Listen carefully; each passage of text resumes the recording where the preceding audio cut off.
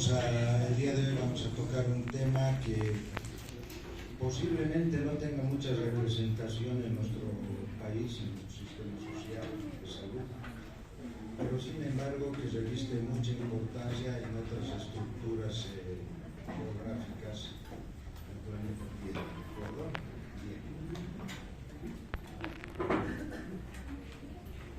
Como siempre, comenzando por historia, ustedes tienen acá una relación donde se indica que en 1684 el físico de apellido Willis enuncia la presencia de un brote a nivel de las meninges, ignorándose en ese momento a qué microorganismo correspondía. Dice, en 1805 determina el hecho del primer brote en Suiza, con un porcentaje de 30% aproximadamente de fallecidos. Ahora, años después, 1884, Shelley y su grupo identifican dentro los citoplasmas de leucocitos unos microorganismos que los van a denominar intracelulares. Ya tenemos un dato entonces. Esta bacteria es intracelular en forma patógena. Beichelman aísla por primera vez también en exudados de pacientes que han fallecido con meningitis el mismo microorganismo, ¿sí? Cocos dispuestos en pares. Les dan en ese momento la denominación de diplococo intracelular. Luego, 1893, King recupera del líquido cefalorraquídeo el mismo microorganismo que anteriormente había sido aislado o determinado por sus compañeros. En 1896, Kiefer aísla ya de hisopado nasofaringio de individuos que no presentaban ninguna característica patogénica o patológica, si ustedes quieren, del microorganismo. Lo cual, a partir de aquello, nos hace ver que este microorganismo además es un comensal del ser humano nasofaringio. Entonces los seres humanos poseen el Neisseria meningitidis sin necesidad de que se declaren cuadros patogénicos. ¿Listo? Bien.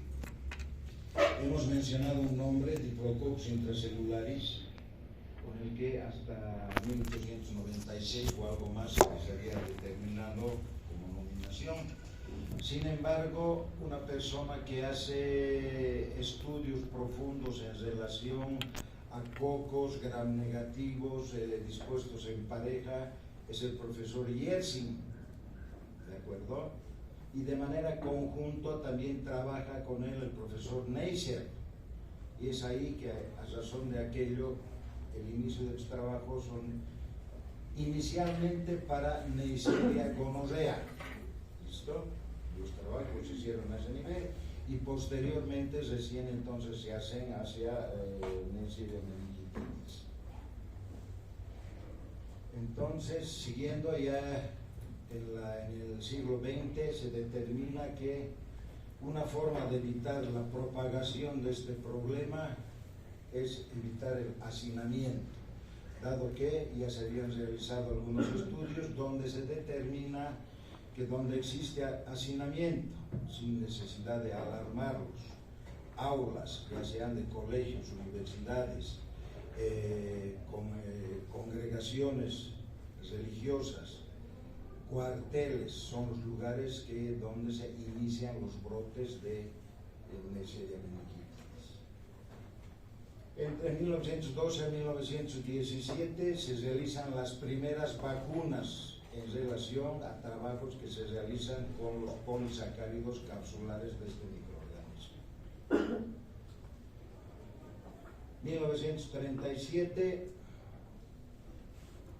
hasta 1945, el descubrimiento del doctor Domag, que crea más bien el Prontosil, que es una sulfa, es la sulfa primaria, al igual que el profesor Fleming, que descubre la penicilina ven que si bien sus trabajos iniciales no habían sido para este microorganismo que vamos a estudiar hoy, al realizar pruebas determinaron que había susceptibilidad, o sea que si ustedes quieren, mataban al microorganismo en primera instancia. Sin embargo, esta situación de susceptibilidad, ya sea de las sulfas y la penicilina, duró aproximadamente 5 años, nada más. Después el microorganismo presentó resistencia a estos antibacterianos. Continuando, taxonomía, como siempre, dominio, filum, clase, orden, familia, género, especie. El género que nos interesa, el género Neisseria, especialmente con la especie Meningitidis, que tiene como apelativo el meningococo. De este grupo de las Neisseráceas, los que revisten real patología, Neisseria gonorrea, apelativo gonococo, o Neisseria meningitidis, apelativo meningococo. Las características morfológicas que presenta este individuo. Diplococo, o sea, ahí tienen una gráfica, pueden observar, cocos que van dispuestos en pareja, que los podemos apreciar con una forma de riñón, ¿listo? O grano de café, si ustedes prefieren. Algo que nos llama la atención en relación a este grupo es que es exigente nutricional. ¿Listo? Tienen ahí varios medios de cultivo en los cuales sí van a poder desarrollar este y su primo hermano, Neisseria gonorrea, sin mayor problema. Característica de todos estos medios de cultivo que tienen como base sangre. La sangre que se utiliza por lo general es sangre equina, esto quiere decir caballo, o en su defecto pueden utilizar sangre de cordero o de cabra también, ¿de acuerdo? Entonces, característica asimismo de estos medios de cultivo es de que, aparte de ser medios enriquecidos, les van a dar la característica de ser medios selectivos. ¿Por qué? Porque utilizan antibióticos, nistatina, vancomicina. Últimamente le han agregado en este medio, por ejemplo, del Transvaal y el Lewis, les han agregado sulfas, trimethoprim y sulfamethoxazol. ¿De acuerdo? Entonces, característica para evitar la proliferación de organismos fastidiosos es que los medios de cultivo entonces poseen varios antibióticos, enriquecimientos, varios al margen del factor EMINA y NAD propios de la sangre, tienen enriquecimientos externos entonces, ¿ya?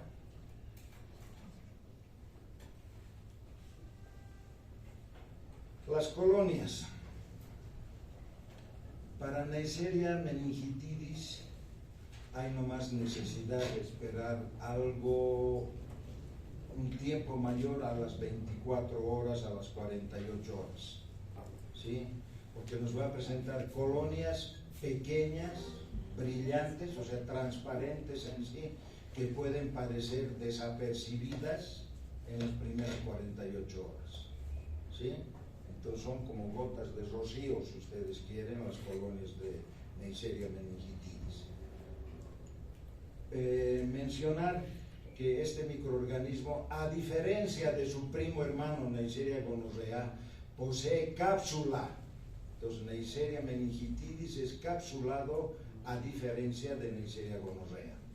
Por eso las colonias entonces son colonias mucoides, elásticas, chiclosas.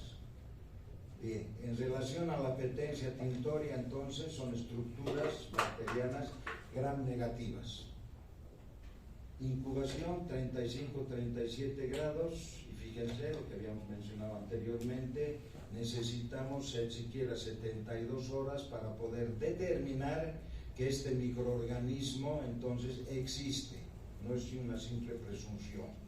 Es mejor no dar resultados de Neisseria meningitidis antes de las 48 horas. Ahora, un coadyuvante sobremanera para el desarrollo adecuado de este microorganismo es la producción de dióxido de carbono en porcentajes que pueden oscilar entre 5 a 10%. Ya sabemos que a nivel de laboratorio podemos utilizar como sistema propositivo para la producción de dióxido de carbono el sistema de la vela. ¿Sí? Entonces ahí tienen ustedes, utilizamos un recipiente, encendemos una vela, tapamos herméticamente y entonces a la falta de oxígeno se va a consumir la vela, el pabilo va a dejar de funcionar y entonces vamos a poder obtener el dióxido. Acá hemos colocado de manera intencionada estufa de incubación, jarra con vela blanca. Entonces se ha podido determinar que las velas de colores, las que utilizamos normalmente con otros fines, hasta magia negra, son toxigénicas para los microorganismos. ¿Listo? Los colores que se utilizan para teñir, pintar, las velas son tóxicas, reducen ostensiblemente el desarrollo bacteriano y algunos hasta inhiben completamente. Entonces estaríamos dando un resultado falso positivo, ¿ya? O falso negativo, perdón. Listo. Entonces, al margen del sistema de la vela, existen estos otros, por ejemplo, una estufa de incubación que per se produce dióxido de carbono.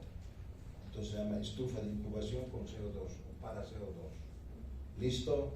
Acá tenemos otro sistema, el BioBag, que tiene una cajita donde está el reactivo, el cual va a producir internamente en la placa de cierre, en la bolsa de cierre hermético, el dióxido de carbono. Entonces, mediante sistemas vamos a ayudar a que el microorganismo desarrolle condiciones adecuadas para nuestro trabajo. Dentro de las propiedades fisiológicas que tiene este individuo, ya les he mencionado hace un momento atrás, desde tiempo otrora ya se determinó que el microorganismo existía de manera comensal en nasofaringe, ¿sí?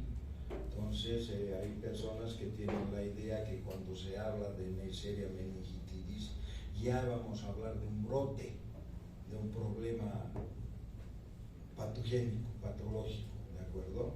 Entonces son varias las vías que este microorganismo puede utilizar para poder desarrollar un problema infeccioso.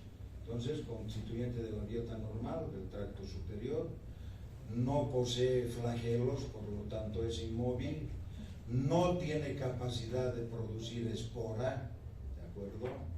Entonces, son aerobias estrictas, pueden ser facultativas, la producción de CO2, más abajo está. El pH de crecimiento es el que en bacteriología utilizamos neutro, que vale decir de 6.8 a 7.2, 7.4, que no va a haber ningún problema con el desarrollo. Temperatura adecuada de incubación entre 34 a 37, 37,5 grados centígrados, los adecuados para su reproducción. Si bien está enunciado acá como propiedades fisiológicas, los primeros dos aspectos, la presencia de pilis en este microorganismo, va a ser considerado un sistema de factores de patogenicidad, ¿de acuerdo? Bien. Hemos mencionado que es capsulado y podríamos enunciar que la cápsula es el factor primario de la patogenicidad de este microorganismo. A raíz de los diversos polisacáridos que existen entonces en la cápsula bacteriana, es que se realizan los diversos grupos. Acá tenemos, o sea, fíjense, son 13 grupos los que se encuentran en la cápsula, grupos capsulares. antígenos capsulares, si ustedes quieren. En la segunda línea estamos viendo los de mayor frecuencia, ¿de acuerdo? A, B, C, Y, W135 y X, los más frecuentes. B, C para el África, también A, y también el B y el C para América y Europa, ¿de acuerdo? Es un microorganismo similar a lo que mencionamos en relación a los exigentes nutricionales. Microorganismo sumamente lábil, eso quiere decir que frágil. Cambios bruscos de temperatura, desecación en los medios de cultivo, falta de nutrientes adecuados van a significar que el microorganismo va a periclitar, o sea, va a destruirse, se va a autolizar, va a morir. Y finalmente enunciar que no produce hemólisis, ¿de acuerdo? De manera taxativa, no produce hemólisis. Dentro las reacciones bioquímicas que va a originar o que produce característica de ellas es la oxidasa, una prueba que en laboratorio utilizamos de manera primaria para diferenciar con otros microorganismos, la prueba de la oxidasa, la citocromo oxidasa, a la cual reacciona de manera positiva, al igual que los estafilococos, reacciona de manera positiva a la prueba de la peroxidasa o catalasa, si ustedes quieren, y la prueba de la gamma-glutamil transpeptidasa, que es una prueba que normalmente no se la utiliza en bacteriología o en microbiología, pero sin embargo podemos enunciar que esta enzima está presente en el líquido cefalorraquídeo cuando existen procesos infecciosos, especialmente del individuo que estamos estudiando ahora, ¿de acuerdo? Por eso se considera esta prueba. Entonces, a la prueba de la glucosa de manera positiva, maltosa positiva y sacarosa negativa.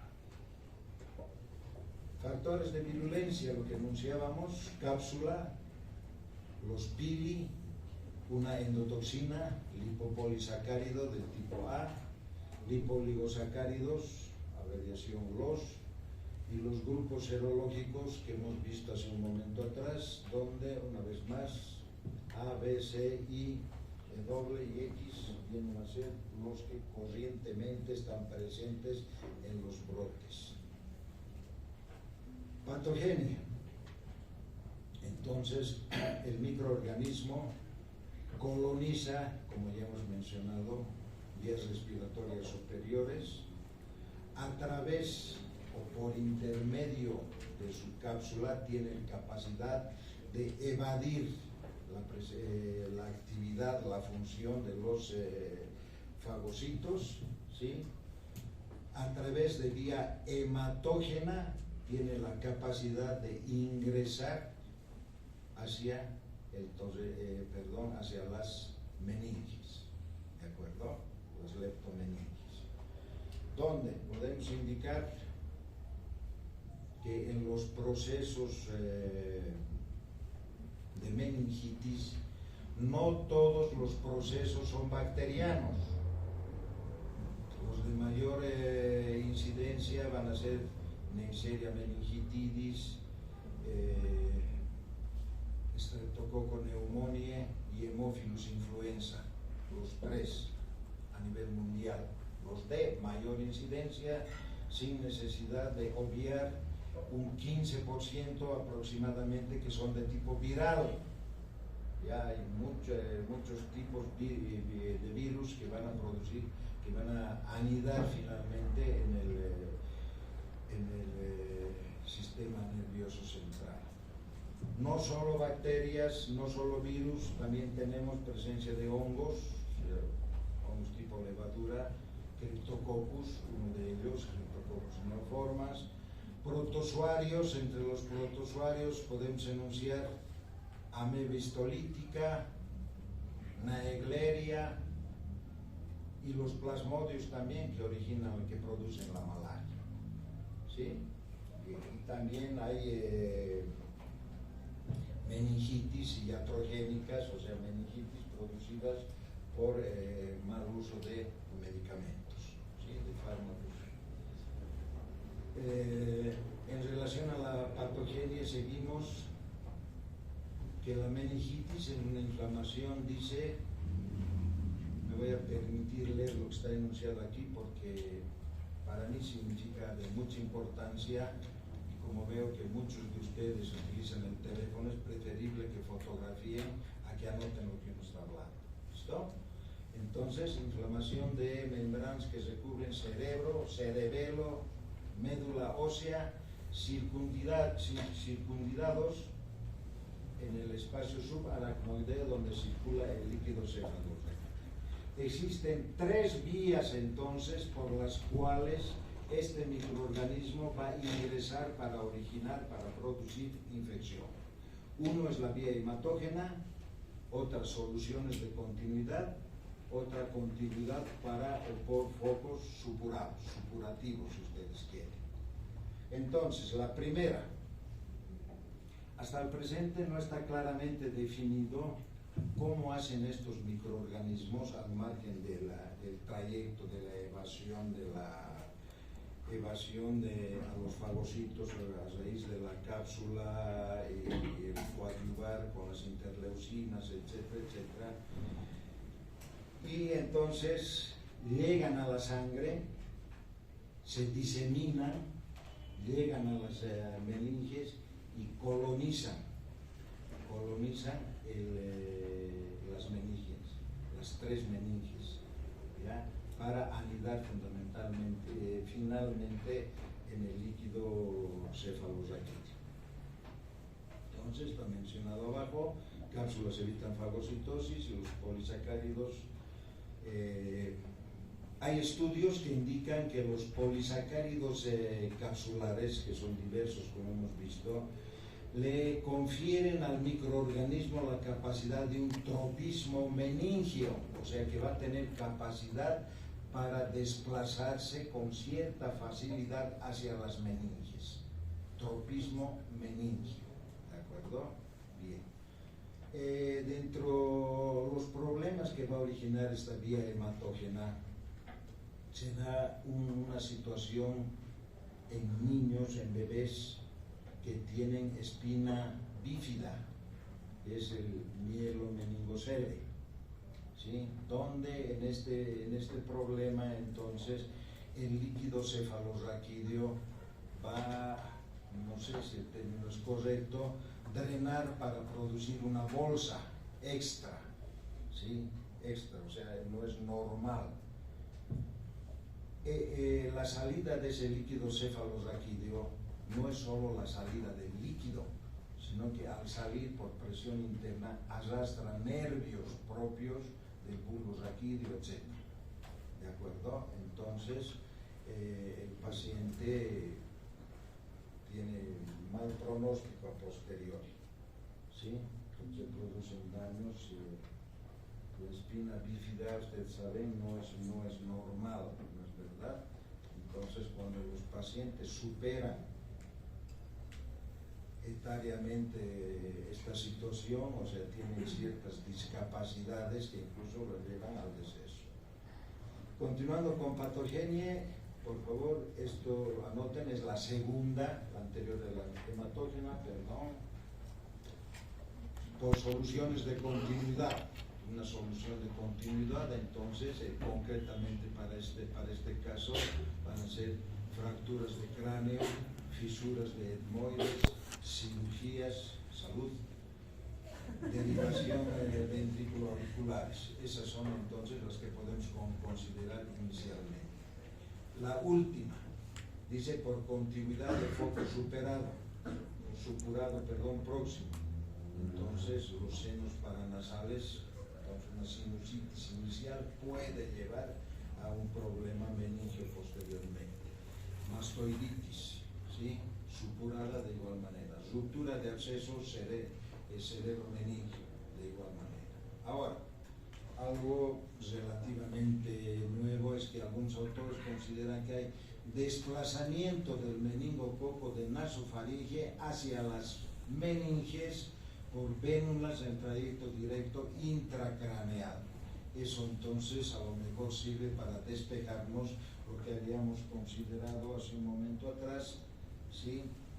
En el cual indicábamos que no sabíamos a cabalidad, a ciencia cierta, cómo es que el meningococo se desplazaba o llegaba a su fin por la vía hematógena. En relación a la patología, podemos enunciar que como los signos y los síntomas, vamos a tener una producción de fiebre alta, abrupta, intempestiva, si ustedes quieren, de decaimiento del paciente, un decaimiento total, cefalea intensa, llanto persistente, continuo, si ustedes quieren, en los niños, náuseas, vómitos reiterados, la rigidez de nuca o embaramiento y la producción de petequias, que son microhemorragias características en un caso de... No es el único microorganismo que va a producir esto, salmonella también, por ejemplo, la fiebre tifoidea, pero sin embargo estas petequias ya son un punto valorable de alto nivel para poder determinar el proceso infeccioso. La meningitis bacteriana producida por el Neisseria meningitidis, si bien ataca en mayor porcentaje a los recién nacidos, a los bebés, porque tienen un sistema inmunológico inmaduro, no se están exentos otros grupos etarios, como los adolescentes y personas jóvenes maduras.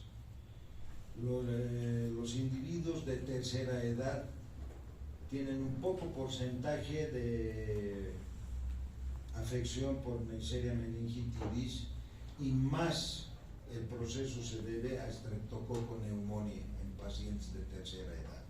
¿De acuerdo? Es una diferencia epidemiológica.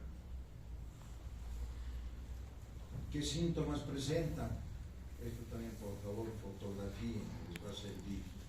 Ahí tienen en diversos niveles o sectores en que se produce el problema, los cuadros que se van a presentar. A nivel central, entonces, cefalea, estado mental alterado totalmente. A nivel auditivo, entonces hay una hipoacusia, una fonofobia. A nivel ocular, fotofobia, ¿sí? Nivel cervical y rigidez de nuca y una fiebre abrupta, altísima. A nivel del tronco, mucosas y extremidades, las petequias. Entonces, para salir de dudas, la placa superior, esas son las microhemorragias que se producen en extremidades y en el torso. Esas son las petequias.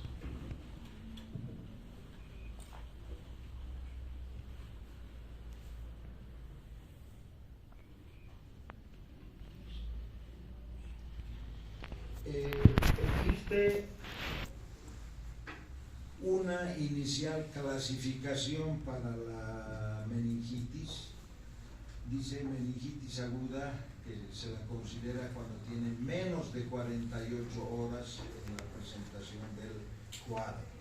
Meningitis subaguda cuando tienen tiempo entre 3 a 1 semana, días, ¿sí? 3 a 7 días se considera subaguda.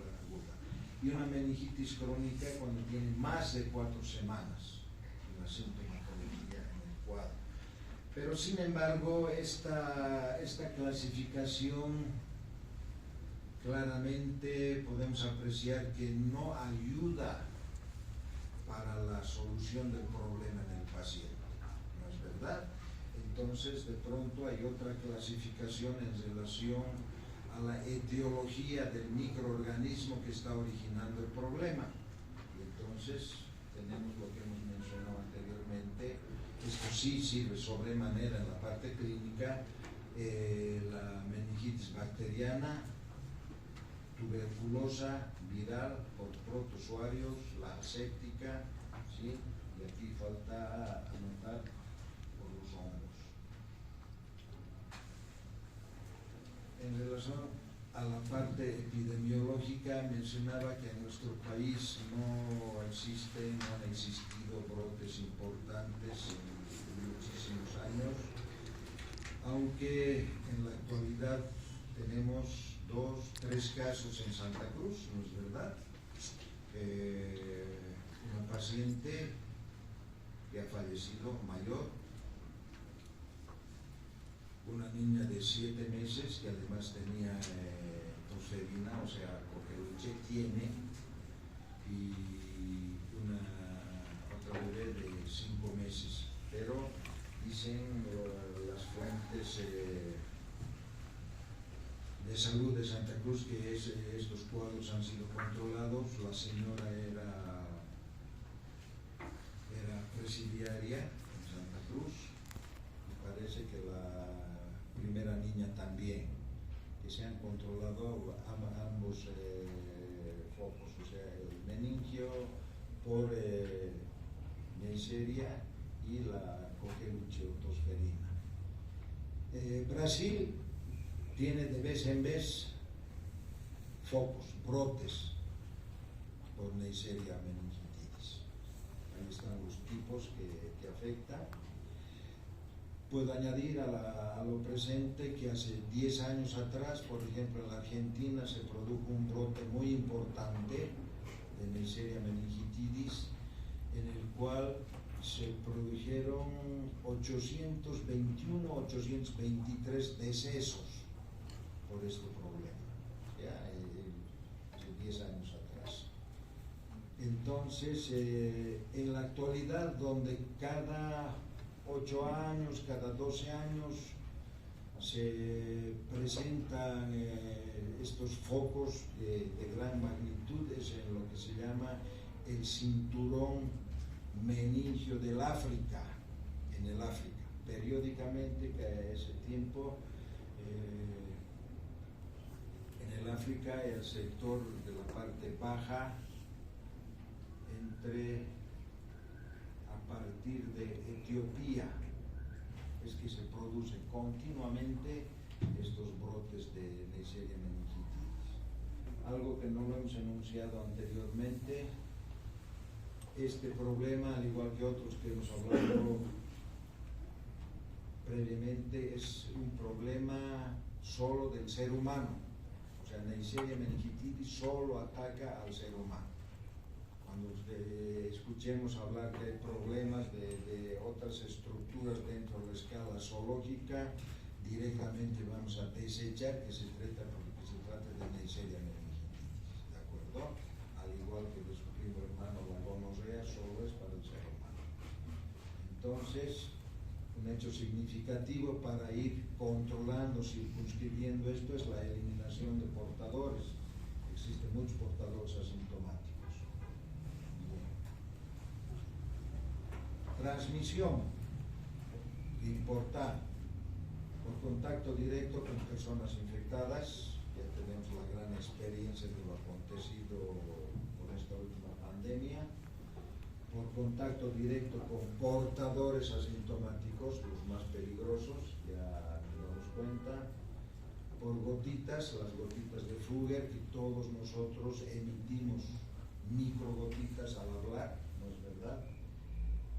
Y mayor producción de estos aerosoles cuando hay tos, cuando hay estornudos.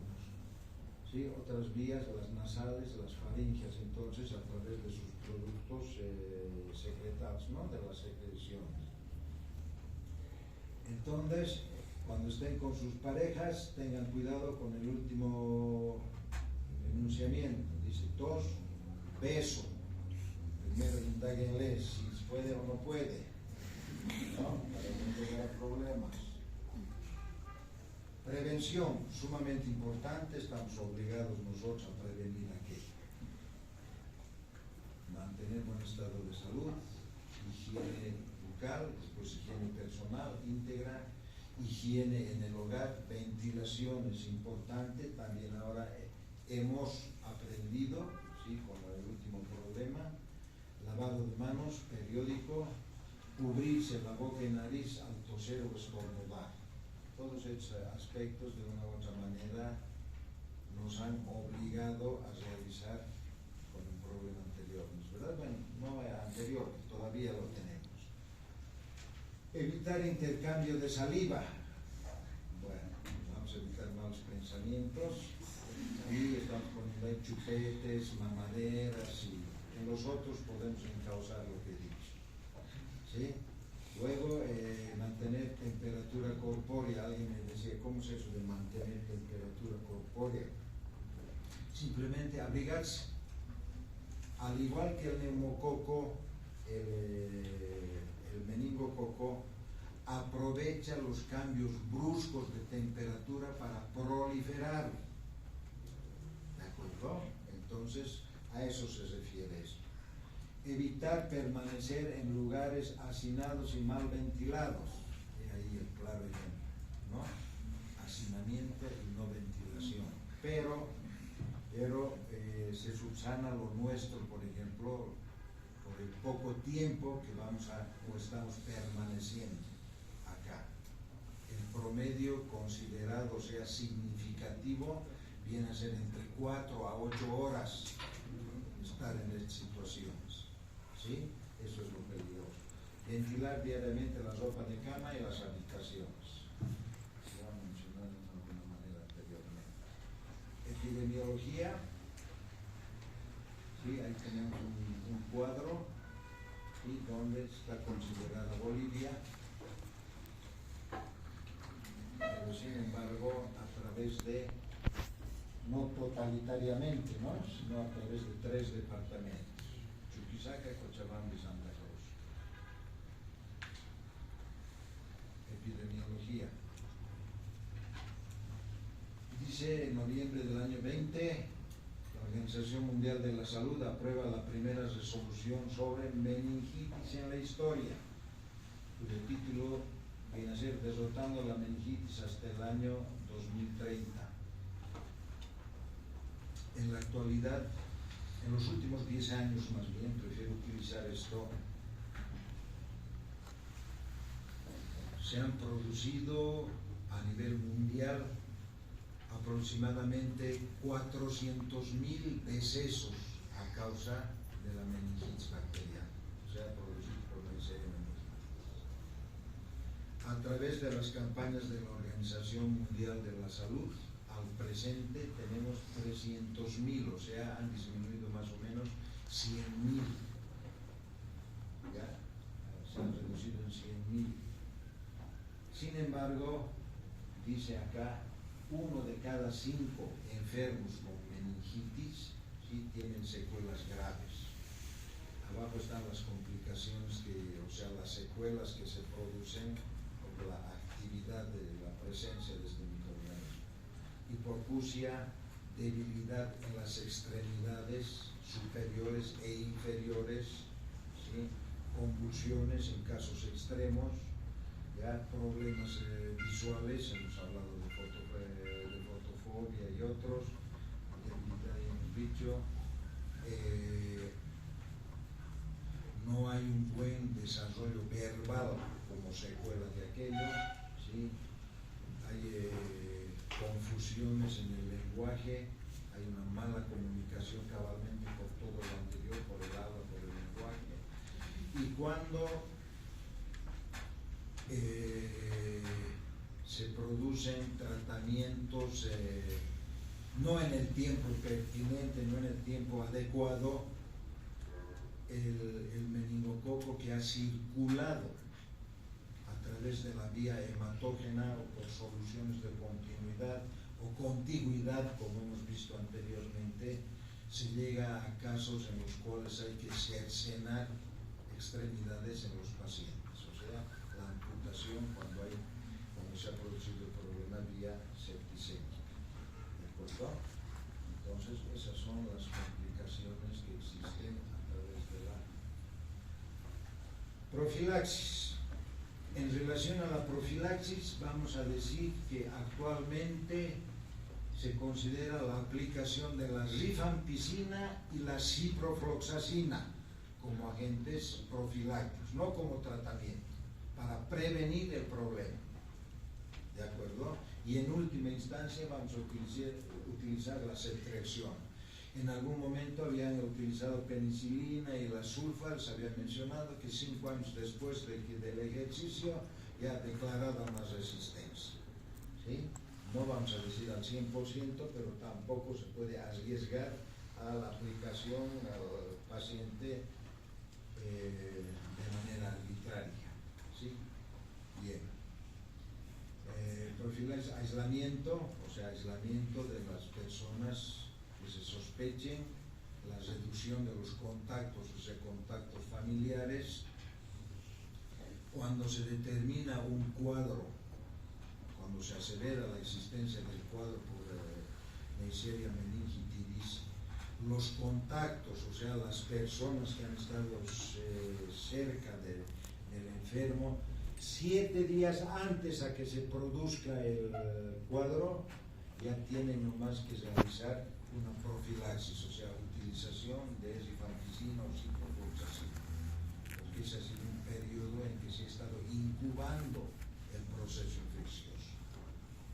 ¿De acuerdo? Entonces, evitar hacinamientos, ya lo hemos dicho, inmunización.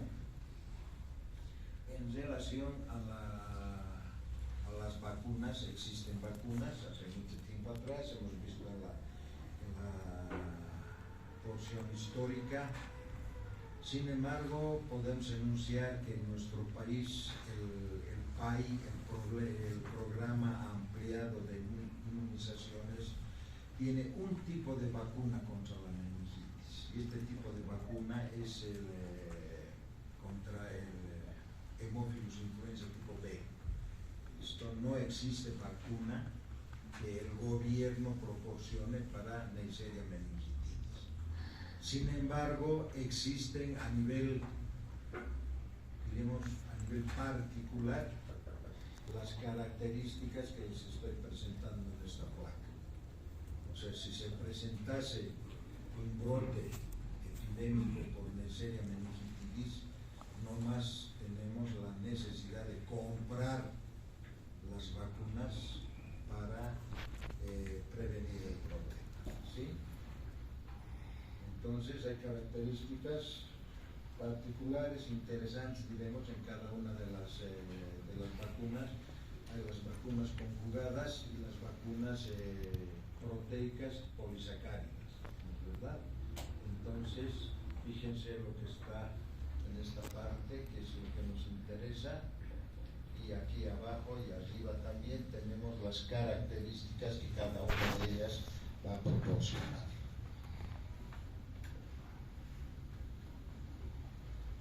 En esta placa, casi con seguridad, la mayoría de ustedes no han visto líquido cefalorraquídeo, ¿verdad?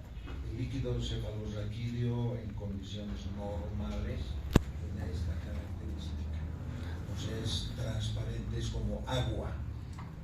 ¿Listo? Cuando existe un problema meningio, tienen esto, purulento. ¿De acuerdo? Entonces, a la observación directa es muy fácil darse cuenta cuando es normal y cuando hay un proceso, ya lo denominaré anormal. Entonces, la muestra, que por lo general va a ser líquido cefalorraquídeo, puede ser sangre a través de un hemocultivo, se puede utilizar también esputo, utilizar líquido sinovial, cualquiera de estos líquidos orgánicos entonces van a servir para poder procesar como muestra. En este caso sí se acepta el hecho de realizar una tinción Gram, en el cual vamos a observar, como hemos mencionado un rato atrás, diplococos Gram negativos no capsulados, no esporulados. ¿De acuerdo? Bien. Vamos a realizar la siembra en esos medios enriquecidos que les he enunciado, el Taller Martin, puede servir también un agar chocolate, el trasgo, etc. ¿Ya? Todos a base de sangre, en los cuales vamos a tener como común denominador colonias pequeñas, transparentes, tardías en su desarrollo. Sí, hemos visto que necesitamos aproximadamente 72 horas para desarrollar. Entonces, en relación a las pruebas bioquímicas, lo que utilizamos es la prueba de la oxidasa, la cual va a reaccionar de manera positiva.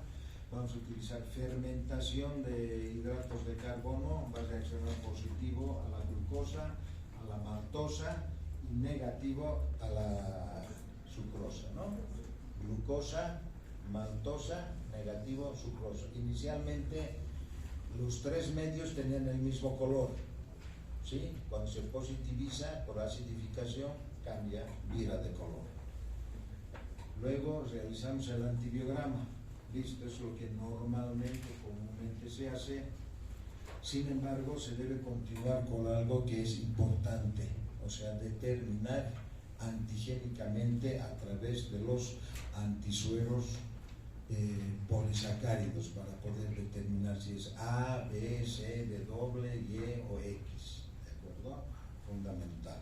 Entonces, es una batería, un mosaico, el cual se utiliza cotidianamente, a excepción de la tipificación última que les he mencionado. Sin embargo, otros sistemas de diagnóstico bacteriológico son, o sea, prontos, puede ser la aglutinación en látex, la PCR, ELISA y estos métodos de biología molecular para poder determinar la tipificación feno y genotípicamente del microorganismo.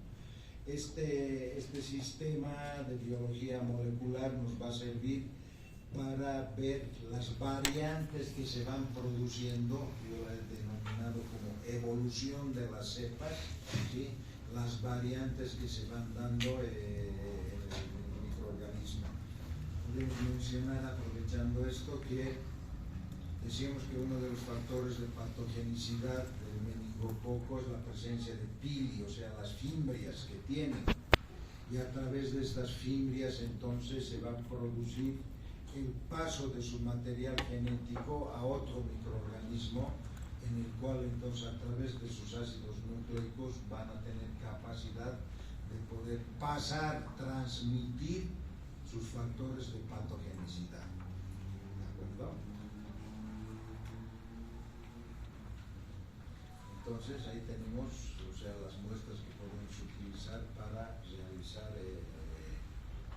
diagnóstico bacteriológico: líquidos cefalorraquídeos, sangre, hisopados nasales, faringios.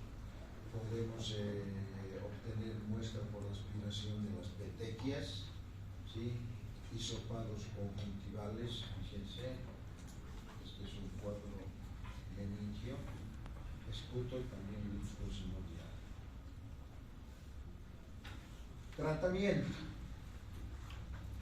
Por tradición seguimos utilizando la penicilina pese al alto porcentaje de resistencia existente.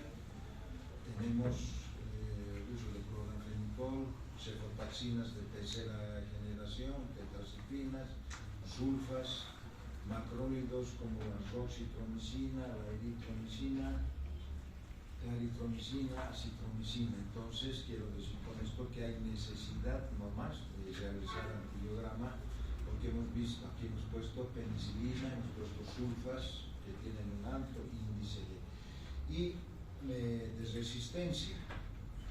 El cloranfenicol se utilizaba igual de manera ya, diremos, indiscriminada para el tratamiento. Estamos hablando del África, por ejemplo, ahora, ¿sí?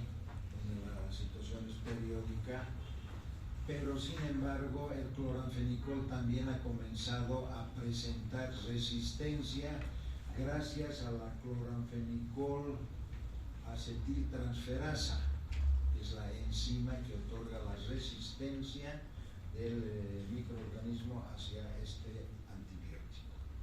¿De acuerdo? Ese nombrecito grábenselo, les prometo que les voy a preguntar en mi examen. Ya tienen puntos si hacen caso.